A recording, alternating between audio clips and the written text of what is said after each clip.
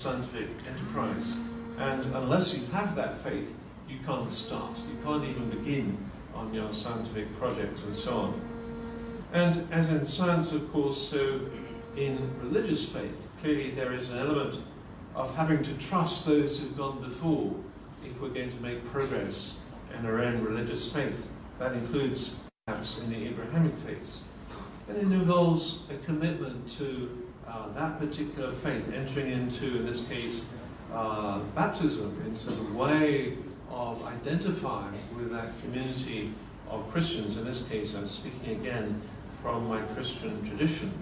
And so there are norms and traditions within faith that helps us and governs us in terms of our own experience. We might need some help from senior people in our church, for example, to be able to interpret some particular religious experience that we've had. We need that guidance. It's the same in the scientific community. In the scientific community, we have to look to people who have greater experience than ourselves. I'm thinking particularly of PhD students coming into the research community, and we have to trust their guidance and help as we think about our own experience in science. So that's number one, commitment to the scientific enterprise and commitment to faith. Then we also share, number two, in a common quest for coherence. How do we make sense of the data? Mathematical physicists, again, are famous for their addiction to theories which they believe on the grounds of their elegance, their beauty, much more than on the grounds of empirical support. I'm quoting quite a bit from Einstein this morning, but again, if you go back and read this interesting quote from Einstein, he said this, he said, "I do not by any means find the chief significance of the general theory of relativity in the fact that it predicted a few minute observable facts, but rather in the simplicity of its foundation and in its logical consistency." Well, clearly, it was just the beauty of his equations that made Einstein think, it's got to be true. My equations are beautiful, they are elegant, they just summarize so much of what we know already and so forth. And I think it's very interesting, and this is a bit of a long quote here, you won't see it from the back, I realize I'll read it for you. I find it's very interesting to read a quotation here from the cosmologist Paul Davies. Paul Davies is a well-known writer in the field of cosmology. He's written many books. He has no specific religious faith himself. He would call himself an agnostic, I think. But he simply looks at the universe and thinks, there's something going on here. There's something very remarkable, something very interesting. There's got to be a mind or a God or something happening here. So I'm going to read you a little quotation here from the preface to his book, The Goldilocks Enigma. He says, even atheistic scientists will wax lyrical about the scale, the majesty, the harmony, the elegance, the sheer ingenuity of the universe, of which they form so small and fragile a part. As a great cosmic drama unfolds before us, it begins to look as if there is a script, a narrative, a scheme of things, which its evolution is following. We are then bound to ask who or what wrote the script, or did the script somehow miraculously write itself? The fact that the universe conforms to an orderly scheme and is not an arbitrary muddle of events prompts one to wonder, God or no God, whether there is some sort of meaning or purpose behind it all. Right, and then on the very next page, he quotes from a very famous atheistic American physicist called Steven Weinberg, who once said that the more the universe seems comprehensible, the more it also seems pointless. It's an atheistic statement. So then Paul Davies comes back and says, well, can a truly absurd universe so convincingly mimic a meaningful one? Think about that. Okay. Can a truly absurd universe so convincingly mimic a meaningful one? And so Paul Davies is just saying, look at the universe. It just looks like we're meant to be here. It just looks like it's designed in such a way that we are supposed to be here and so forth. And I guess this also raises the question as we're thinking about coherence, what counts as data in this quest for coherence when it comes to faith as well? I find it interesting, the very first verse of the Bible, of course, which we all know is, in the beginning God created the heavens and the earth. Okay, this is the big model. This is a contrast to Greek philosophy. In Greek philosophy you find long deductive proofs going on, long rationalistic arguments, and so forth. You don't find that in Genesis chapter 1. Genesis chapter 1 just says, here's the big model. There's a God of the whole universe. And the only way to understand the Bible is you've got to accept that. Okay, that's where we begin. Okay, and then it's sort of, as you go along, I think of the big theories of science as like an amoeba. That's a picture of an amoeba. Okay, a small little thing swimming around, and the amoeba goes around, and when it meets its food, it's just engulfing the food. It just takes the food into its body. And I think big theories in science are a bit like that. And it's a big theory, if it's a successful theory, 1859, theory of evolution, wonderful theory, it's got bigger and bigger, and it's like an amoeba that goes around just absorbing new bits of data in a wonderful way. And I think that's true also as we come and look at some of the big metaphysical theories as well. And you might say, well, what is the comparison there between testing metaphysical theories and testing theories in science? And here's an example I want to give you as a way of doing that. So I want you to picture the big metaphysical model as a big circle. Okay, I've given you a couple of metaphysical models there on the left and the right. We have, for example, the metaphysical model we have in Christian theology. There's a personal God who has intentions and purposes in bringing the universe into being, including us. Also, you have the model of atheism, which says there's nothing beyond matter and energy. That's it. So how do we go about the process then of a quest for coherence? My suggestion is, in the big circle, you put all these little circles of all that we experience in life. And this is not science, this is, of course, putting science in there, we put music in there, we put our personal experiences in there, we put psychology, we put our scriptures, personal relationships, and everything. Put it all in there. And then we ask the question, well, what is most coherent? What makes best sense of the universe in light of that big model, that big metaphysical model? We are never going to get 100% coherence in this life. I don't think so. I don't have that. Okay, I don't think that's the case. But we can ask which of those metaphysical models are more coherent, which makes the data fit together better. And I have to say, I as a scientist find that approach quite similar to science, and I find it also quite useful in my pilgrimage of faith as well.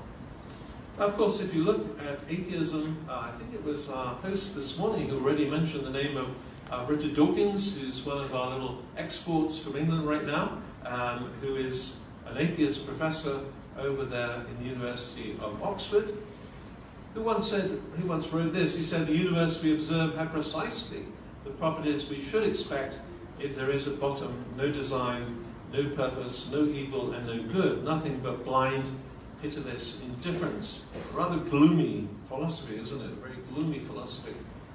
I think it was a very dark, rainy day in Oxford when he wrote that. I don't know. But then you contrast that, with the worldview of Christian theism, which is saying, well, there is a creator God, as I say, with purposes, intentions to the world. We cannot prove the existence of that God from science, definitely not. But that starting big model, that starting big understanding, hypothesis, if you like, is consistent with the anthropic fine-tuning of the physical constants of the universe. I'm sure we'll be thinking about those later on. It's consistent with the fact the universe is just so big, with its 10 to 22 stars.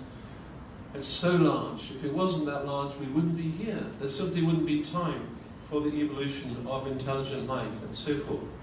Then we look at our own planet. We're going to be looking at our own planet in biological evolution tomorrow morning. But we look at this great big evolution of life over a period of 3.8 billion years, with the emergence of mind, and the emergence of us here in this room today. I mean, wow, what makes sense of that? What makes that most coherent? To me, atheism is non-coherent. Atheism doesn't make any sense to me with that sort of data that we're looking at. So that's the kind of approach, I think, that I would like to suggest.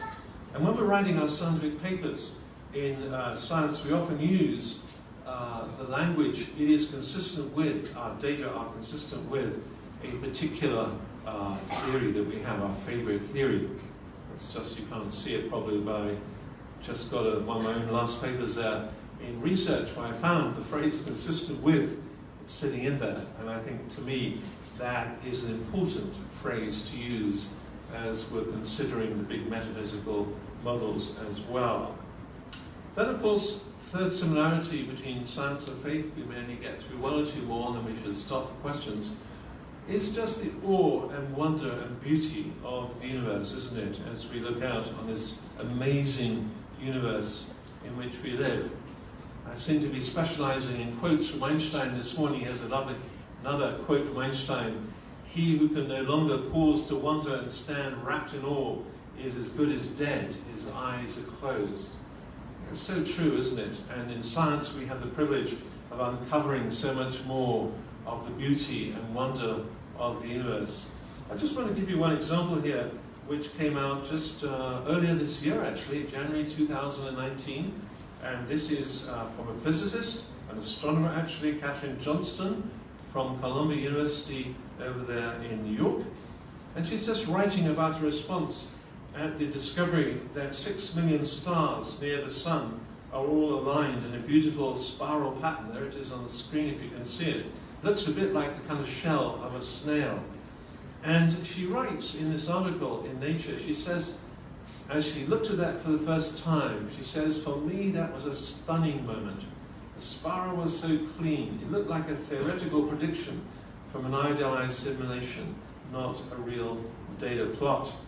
And as I say, in science, people have the privilege of seeing things for the first time that arouses in us a sense of awe and wonder. I'll just tell you a story about a Chinese student who came to Cambridge. And we have the practice in my own church in Cambridge that before someone is baptized, if they become a Christian as an adult, they have to stand up, or they're invited to stand up and explain to us how they became a Christian. And this young lady stood up from mainland China. She said, "I was raised as an atheist. My parents are atheists. My grandparents are atheists. I came to Cambridge to study biochemistry, natural sciences, and I was sitting in a biochemistry lecture. It was not mine. I've given many biochemistry lectures in Cambridge." She said, I was not the speaker there. And she said, "I was sitting in the biochemistry lecture, and the lecturer was explaining how DNA is packed into cells. If you stretch out all the DNA in a single cell, it's 6 feet long. And it's all packaged in this amazing way into this tiny little cell." And this young lady was telling us, she said, "As I sat there and watched the beauty of this packaging of DNA into a cell, I said to myself, there has got to be God." Okay. Anyway, that's what led her eventually to becoming a Christian, and that's why she was being baptized. So, the awe and wonder arouses in people this amazing sense of awe. Now, we started at 22, so I'm going to go on for just a few more minutes. Is that okay to finish 45 minutes? Yeah. 5 minutes. Yeah, I'm looking at my chair to make sure I have 5 minutes left. Quickly then, I just want to do two more similarities between the enterprise of science and faith. Number 4, a mutual commitment to the importance of evidence. I think many people, generally in the general public, just think, science is about facts, science is about data, and then religion is your personal opinion. It's not about data, it's not about evidence, it's just something you believe in your heart, and that's all. I disagree with that view. Okay, I am only a Christian because I believe there's pretty good evidence, for my Christian faith. I'm coming here out of my particular tradition. I was reading a book by an American atheist recently called Faith versus Fact, and he actually suggests that faith is belief without evidence, and I just disagree with that particular position. In fact, I was in Holland recently, and I was speaking at a conference organized by the philosophy department in the Free University of Amsterdam, and the chair of the department was telling me how a Dutch atheist had recently published an article in a newspaper claiming that Jesus had never lived. And he said what was funny was, and one interesting point, was that that newspaper was flooded with many letters from atheists who were responding to this article saying, of course Jesus lived. Everybody knows that. Every historian, every classicist, every person who studied that period knows that Jesus lived in first century Palestine. And so the critique of the article actually came from other atheists. Finally, fifth, a shared commitment to falsifiability. This might be surprising to you, but again, I'm speaking here from my Christian tradition. If you've done a little bit about the philosophy of science, you will probably have read Karl Popper, who was an Austrian philosopher of science who actually ended up living in England for a long time. And his point, one of his points was, as I mentioned earlier, how do we distinguish science from non-science? He said, well, if it's science, it's got to be in principle falsifiable. It's got to be in principle falsifiable. Okay, can it be refuted? And what I find interesting is that when I read my New Testament, in fact, there's an attitude there which is very similar. Obviously, never heard of Karl Popper, but here we've got the Apostle Paul writing way back in the first century. He's writing a letter to the church in Corinth. He's writing this book of 1 Corinthians, written around AD 53, 54. Basically, he's saying, look, if resurrection doesn't happen, my faith is a waste of time. If Christ has not been raised, our preaching is useless, and so is your faith. And I find that interesting because, of course, he was writing at a time when, had the body of Jesus been embalmed and was lying there in a grave in Jerusalem, it could easily have been discovered, and then his faith could easily have been falsified. And so I find that a quite interesting observation. My time is up. I want to just finish by reading a quote from a friend of mine, Francis Collins, who is the director of the National Institutes of Health in the USA. That's the biggest job you can get in science in the USA. There are 19 institutes of health. Francis Collins was studying medicine. He was an atheist until his late 20s, and then he eventually became a Christian. And he was the person who was in charge of the human DNA sequencing project, this great project to sequence the whole of human DNA. And this is some words he wrote at the time when he was in charge of the great project. He wrote this. He said, the work of a scientist in this project, particularly a scientist who has the joy of also being a Christian, is a work of discovery, which can also be a form of worship. As a scientist, one of the most exhilarating experiences is to learn something that no human has understood before, to have a chance to see the glory of creation, the intricacy of it, the beauty of it is really an experience not to be matched. Scientists who do not have a personal faith in God also undoubtedly experience the exhilaration of discovery, but to have that joy of discovery mixed together with the joy of worship is truly a powerful moment for a Christian who is also a scientist, close quote. Well, those are my sentiments, my beliefs entirely, and thank you very much for listening. Thank you. Friends, we have listened to the brilliant lecture of Dr. Dennis Alexander relating science to faith, an introduction. And I don't want to summarize it. You have listened, and we have 15 minutes. So the forum is open for questions and answers or observations. Just while you're thinking of your questions, I wanted to mention I have a very few books with me that you're welcome to buy. Okay, I have only 2 of each, I think, so I'll just put them out on the table afterwards. One of them is about our topic for tomorrow morning: creation or evolution. Do we have to choose? Over to you for questions. Yes, please raise your hands and.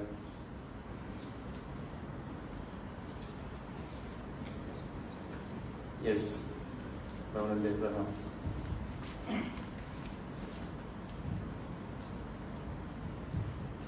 Thank you, sir, for your beautiful lecture.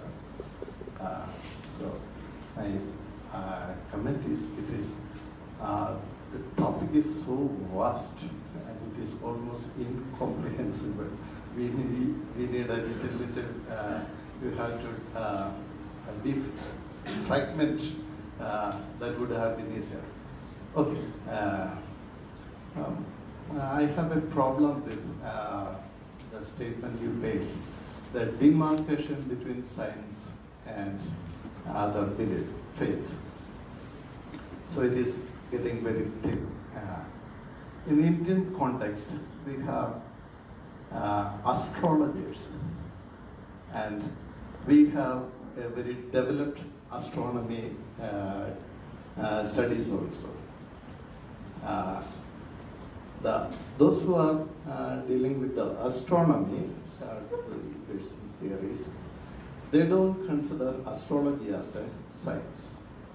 But in an Indian context, it is very well propagated that astrology is science, and it has all the elements or definitions of a pure science. So there is a conflict in the academic field also regarding this astronomy and astrology. Second, regarding the God of gaps. Okay, is the gaps increasing or decreasing? Is the gap what, sorry? That circles, Yes.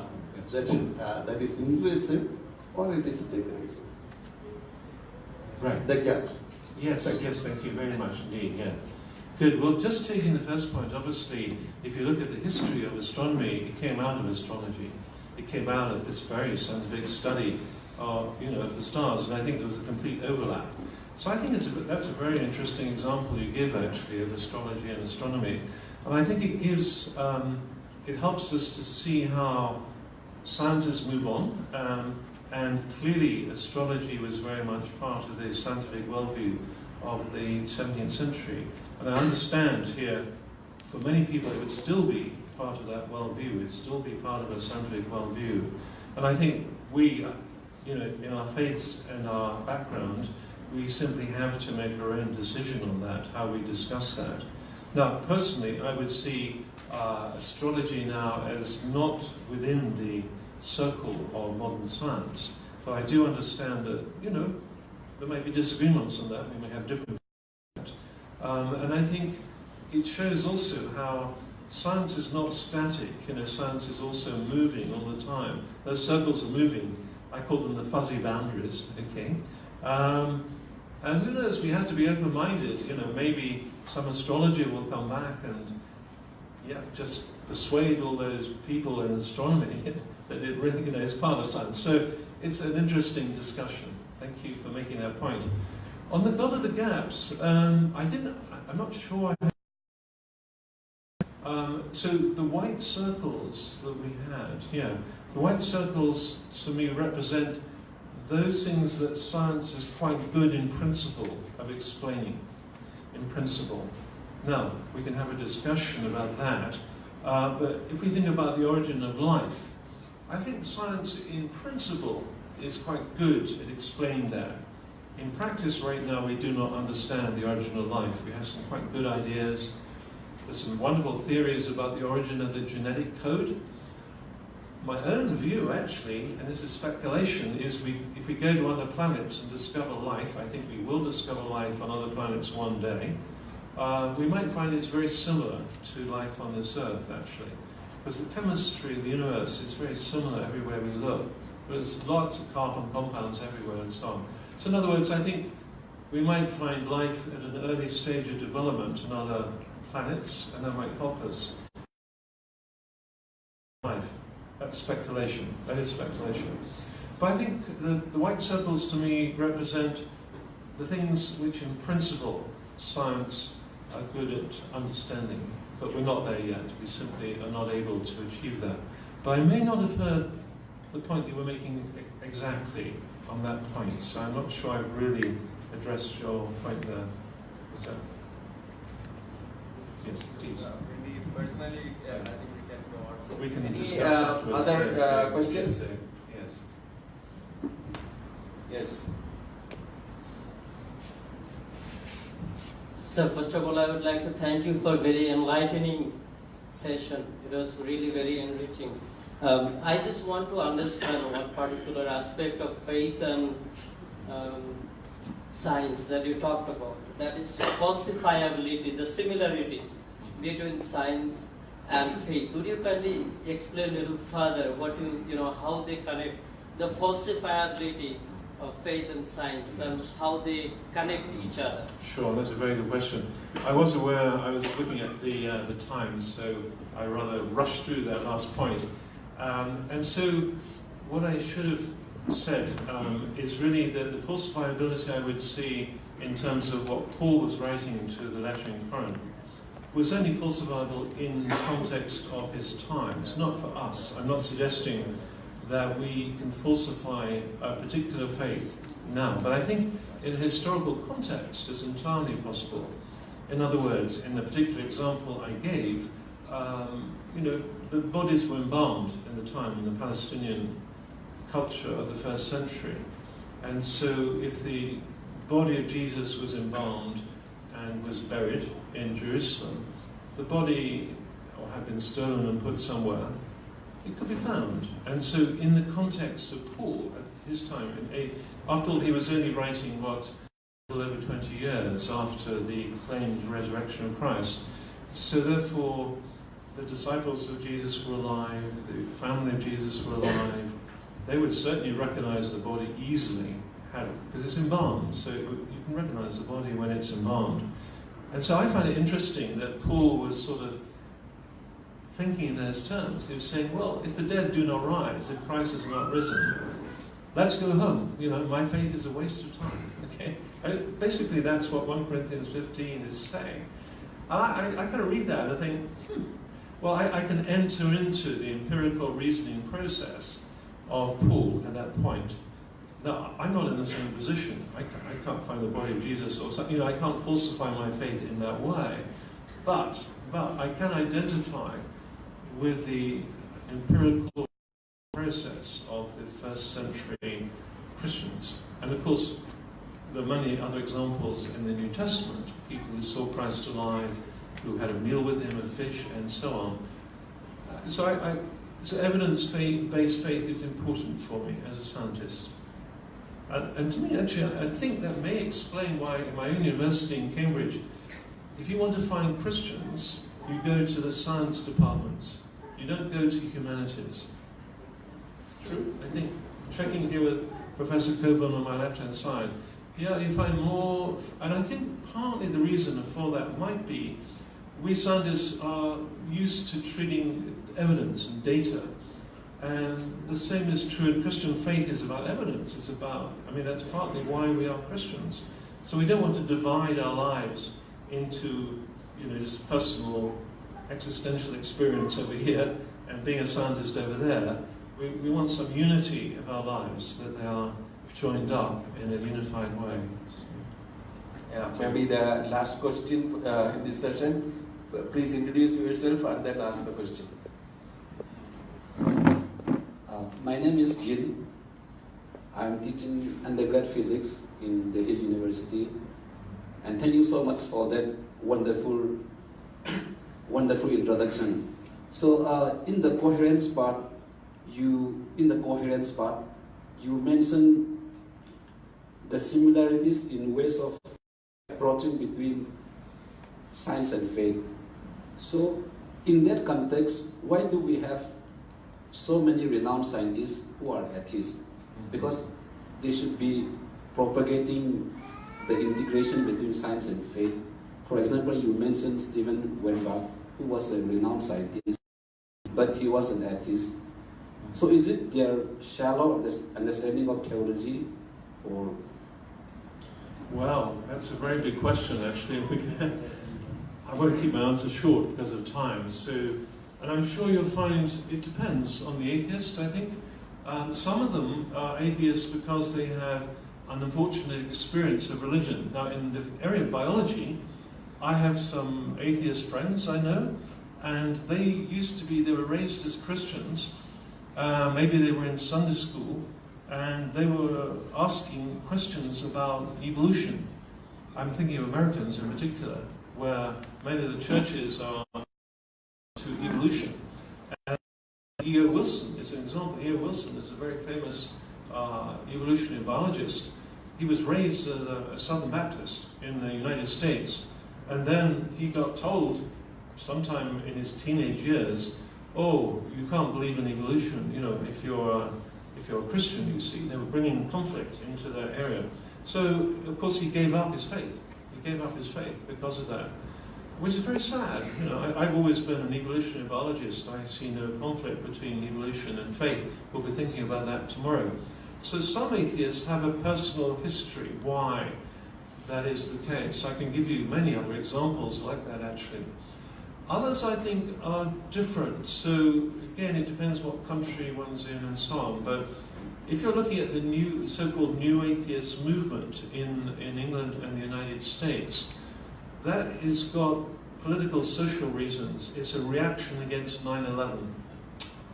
Most historians now would see it in that way. So 9/11, suddenly, religion is bad for you. Religion will fly planes into skyscrapers in New York and kill thousands of people.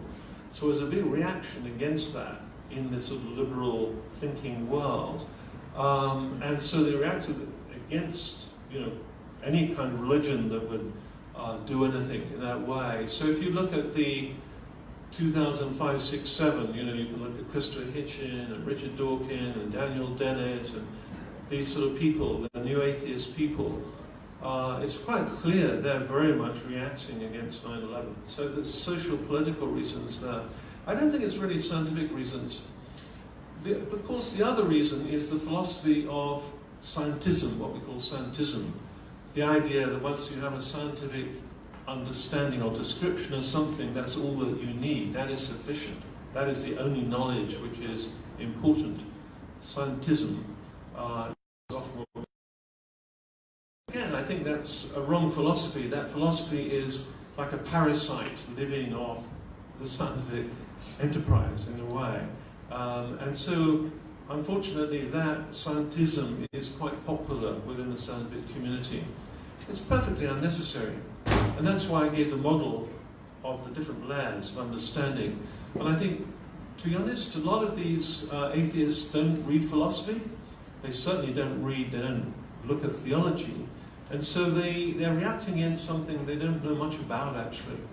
And you can see that very much in the writings of Richard Dawkins, who doesn't know any theology, he doesn't know any philosophy, I can tell you that.